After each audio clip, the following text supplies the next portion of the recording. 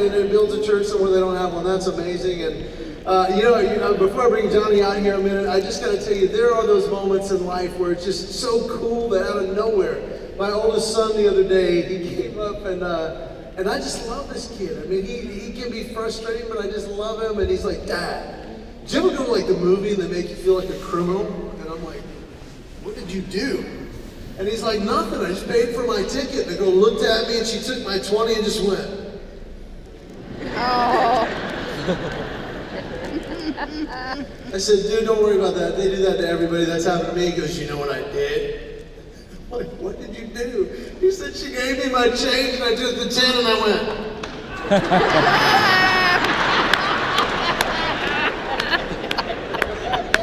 that not awesome? You're going to do that next time you go, aren't you? That's just awesome. Man, this is my favorite. Like at Christmas, he goes, Dad, we couldn't work it out on this trip. He goes, Dad, are you going to Florida this year? I'm like, yeah, I'm going a couple tours down there. And he goes, can I go with you? I'm like, yeah. I said, where do you want to go? He said, I want to go to Orlando. I'm like, dude, I love it when you go, yeah, why do you want to go to Orlando? And he goes, I want to go to SeaWorld. I said, dude, you really didn't like SeaWorld as a kid. And he goes, I know. Now he's 18. He goes, I know, but I just wanted to just walk around and see people's reaction. I said, to what? And he said, I'm taking a fishing pole.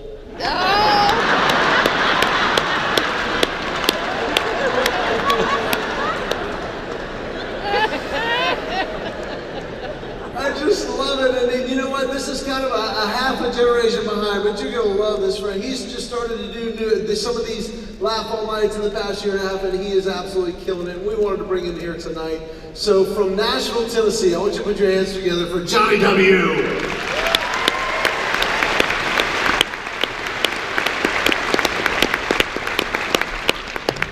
Florida, how we doing? Pretty good? Yes. Gosh, this is nice, man. Thanks for having us. I never knew you could have church inside the Hunger Games arena. This is amazing. This is so beautiful. It's just good to be back in the South, man. I'm from Nashville, like I said, and so I just got back from Iowa. I was in Iowa a couple months ago. Okay, if you ever get a chance to go to Iowa, you guys, go ahead and skip it. Here's the thing. There's no reason. That is a corn maze from which there's no escape. That's all that is. I'm only judging by the weirdest thing I saw there. I was driving on, I was on a tour bus, and we saw this funeral home in the middle of a cornfield, the cemetery, and the sign on the front of the funeral home said this, now offering double-decker grave plots. I said, you pull this bus over right now. I got questions. We get out, the guy was digging the hole. I go, perfect. I go, what do you mean double-decker, sir? He goes, well, we go 10 feet down. So just 6, we go 10 feet. We put the first person in. Then we put 4 feet of dirt. And then I guess they wait. I want to be there when that second person goes in, you know? It's going to be like, king me. You know what I'm saying? I just need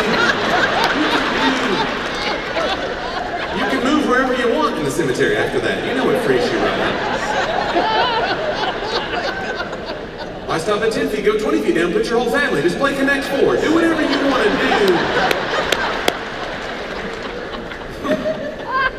I told that joking old missionary Baptist church last week. It did not go well. This lady came out in the front after the show. I would never have a double-decker grave plot, sir. I'm like, ma'am, I'm sorry. I didn't mean to offend you. She's like, I'm not offended, but my husband's not saved. You know, so if I die first and they put him on top, and the dead in Christ try to rise, he's blocking me. And I'm not ready.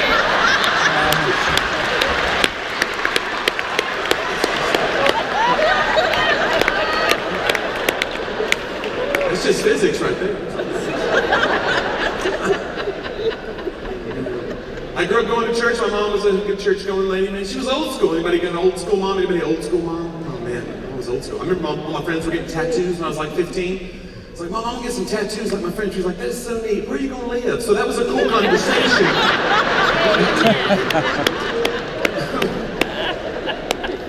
My mom was great at guilt. And moms are the best at guilt, aren't they? My mom's so good. It'd be like Christmas coming up, you know, and we'd be like, hey Mom, what do you want for Christmas from these kids? You know, we'd be little. What do you want for Christmas? She'd be like, I just want you kids to get along. That's not gonna happen. What if I keep punching him in the face, but we get you a gift card? You need your family though, they'll humble you, man. I was home for the holidays and I stayed with my brother. He was like, yeah, you're a big shot comedian. You need to get a hotel, stay with me in the guest room. You need a hotel. I go, okay, fine. So I go into the guest room, my brother's house. I walk in, I realize there's no bed. You ever had that moment of terror? He's like, no, it's fine, I'll get it. He comes in with this bag. Oh no. No, it's fine, I'll just inflate the airbag, you'll be fine. Oh no. Anybody slept on one of these atrocities? It sounds like it's going to be amazing. It's a bed made of air. It sounds like you're going to be sleeping on a cloud, doesn't it? You're on this thing 5 minutes, you're like, this is a pool toy, I'm on a pool toy. And they have an air bed yet that the air doesn't leak out of overnight. I wake up, I'm on the ground, the bed is around me somewhere. I lay down on a mattress, I woke up in an inflatable shame taco. Something's wrong. It's not okay with me. I'll get a hotel next time. Sometimes you have to rent these cars and I get stuff that's nicer than my stuff. That's a weird feeling. You gotta go back to your old junky car. I rented a car one time and they go, we upgraded you automatically, had so many points. I was like, awesome. And this thing had heated seats. Anybody got the heated seats in your car? That is a nice thing to have, if you know you have it. I must have bumped this button with my drink, putting in the drink holder. I'm just driving down the road. What in the world? It's a very relieving feeling though when you realize I'm not having a stroke. That's a cool feeling that washes over you and you realize you're okay.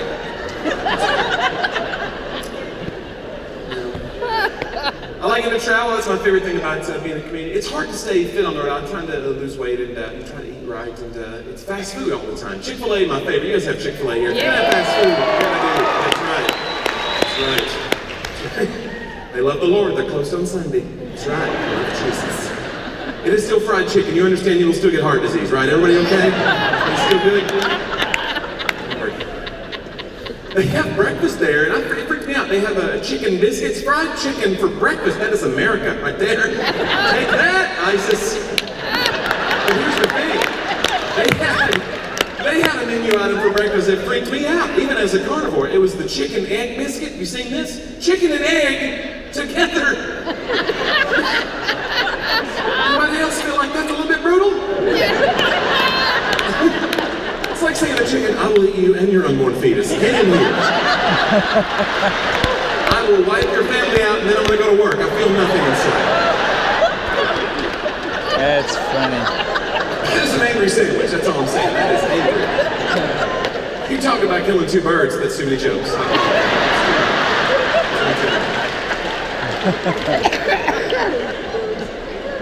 But I think we're weird about food in this country anyway, because I'm with my church all the time. We go on mission trips, you know, like to Haiti and places. We went to Southeast Asia with my church, and everybody was freaking out because they eat dogs and cats there. And the whole team, they were like, well, we made you this, what a bunch of savages. Because we don't fry up cute stuff here. We got rules. It's gotta be a little funny looking, that's the rule. And the funnier looking an animal is, the more cruel we will be. We won't even think about it, you know? Like a lobster, boil it alive, boil him! What are you, a Bond villain? Stop it. And I used to eat lobster all the time. I can't do it anymore. A buddy of mine made lobster for me at his house. You ever have that happen? He's like 5 feet from me in the kitchen. I hear the sound of the lobster going down into the pot. This whistling, screaming sound comes out. I was like, I'm out of here. He comes out all defensive. Johnny, settle down. First of all, that's not a scream. Okay? That's just a physiological reaction. That's air escaping. Air is escaping. I was like, that's what a scream is!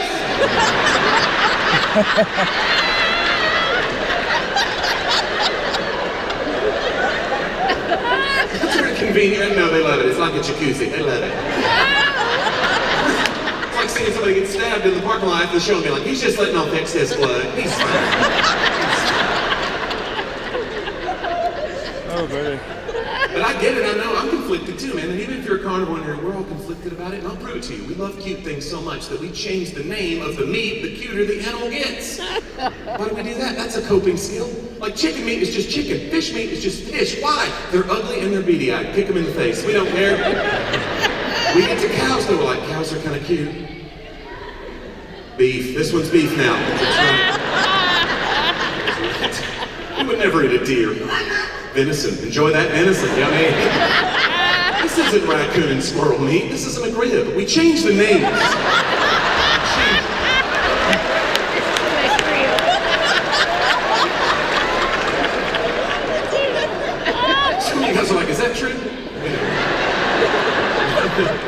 know is in Nashville, Vanderbilt University, one of the chemistry majors, he did a study on all the chemicals in some of these fast food items, and it made the news because he found a chemical in McRibs also used to make exercise mats.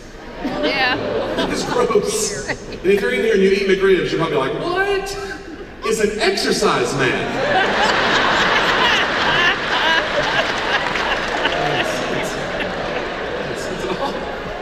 Hey, can I play a little music for you guys? Can I play my guitar? Can I play a little music for you? Yes.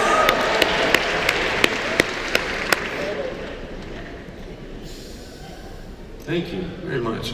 Living in Nashville's weird. People always think that you're going to run into like country stars, you know, when you're out and about. It really doesn't ever happen. It happened to me the other day. I saw Kenny Rogers coming out of the grocery store. And I don't know if you've seen Kenny lately. But he may have had some work done. And I'm not mad about it. That's fine, man. If it makes you feel better and you got the money, cut away. It does not bother me. I'm just saying, if you are his surgeon, you know, you got those jowls pulled back tight. You know, like you got to know when to hold them.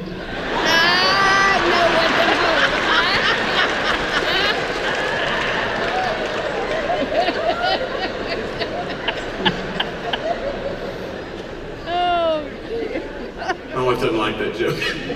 So that's mean. You're gonna be telling that joke in Nashville, and Kenny's gonna be in the back of the room crying. It's like, sweetie, all that Botox, Kenny can't cry anymore. What are you kidding me? I don't know. I love getting to church events, my favorite kind of events. I do corporate events sometimes too. Those are fun because you never know what you're gonna get. I was doing a corporate event a couple months ago. I was doing a hunting and fishing expo in Fort Smith, Arkansas. They did not like me. And I tried. I didn't know what to expect of them either. I walk out, everybody, 500 people head to toe camouflage, all of them. I was like, almost didn't see you there. Nothing. I got nothing from those people. And I didn't know what to expect from them. The stage was all set up with like deer heads mounted on the wall, staring me down the whole set. They had a stuffed turkey right at my feet, just. I'm not supposed to acknowledge the turkey, just come out and do my stuff. I felt like that turkey story needed to be told. So I wrote a song for those guys that day. This is my turkey song, and I hope you enjoy it, but I'm really not counting on it.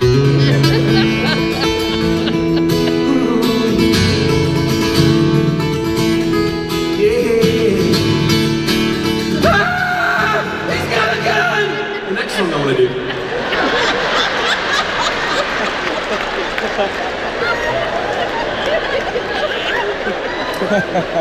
There's another verse, but we don't have time. I think the radio is really sad to me now. I listen to the radio, all these songs are just full of cliches. All the songs, it's all the same. They're always saying some of the dumbest stuff. And, you know, so really today you hear something like this. It's like, she never heard the word impossible. She don't know the meaning of regret. She don't know the meaning of many words at all. She's stupid.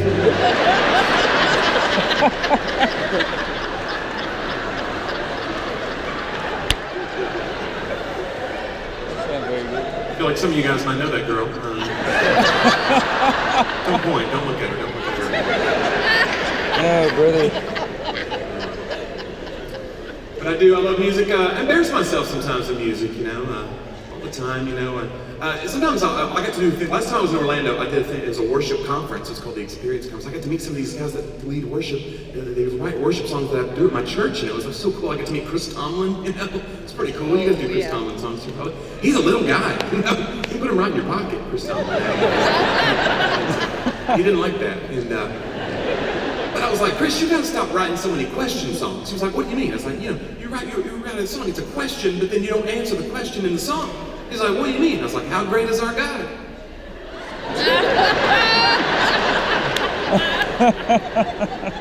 Pretty great. He's got one, it's called How Can I Keep From Singing? You know the way we used to do it? It goes, how can I keep from singing your praise? There's gonna be a part in that song where a big choir just goes, we can't! That's all I'm saying. Like,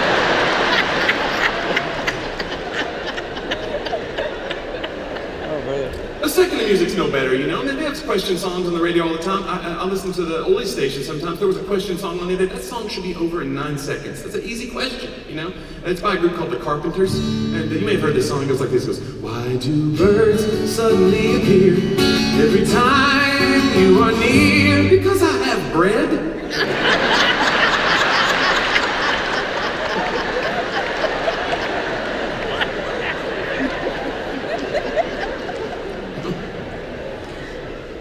But I embarrass myself on the way to a show sometimes. One time I was, a couple months ago, I was on the way to North Dakota. It's already freezing there. It's already 10 below there, you know. And go ahead and skip North Dakota, too. And they're nice people.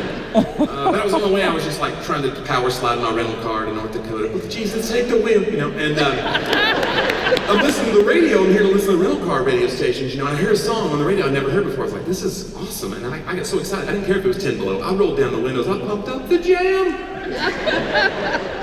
And it was a radio commercial. Has that ever happened to anybody else? You just feel sad and manipulated. It always starts off great, you know, Mom was like, I want, I need. I was like, yes, do it. It was like 2 long beef patties, special sauce, lettuce, cheese, pickles, onions, on the sesame seed bun. Damn it. And now I'm starving. And this is where advertising is going. You gotta know that. We're the TiVo generation. We all have the DVRs at home. We're fast forwarding through the commercials, you know? I got one of those at home. It's full of shows. I'll never get a chance to watch them all. They're piling up on here. I love that show Hoarders, but I can't delete them. I might need them. You don't know. Don't you dare. Don't you dare judge me, Orlando. I will delete them when I'm ready. But these radio people are the worst. They trick you. They make it sound like a pop song. You listen longer. You may hear this on your way home tonight.